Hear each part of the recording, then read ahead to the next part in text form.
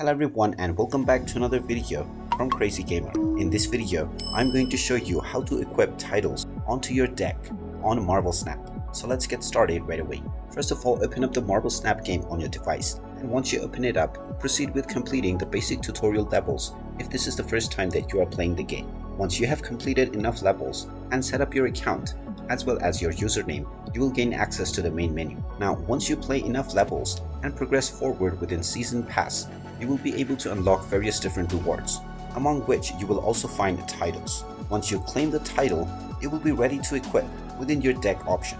So in order to equip this, tap on your deck at the left side of the play button and then choose the deck on which you wish to equip this title. You can then tap on the edit icon at the top right section, and now this will show you your deck. You can tap on the title option at the right side, and now you will see the design as well as the title for your deck. You can tap on the current title or the add title button, and you will see all of the titles that you have available. You can tap on your preferred one and then tap on the equip button, and this will add your title onto the selected deck.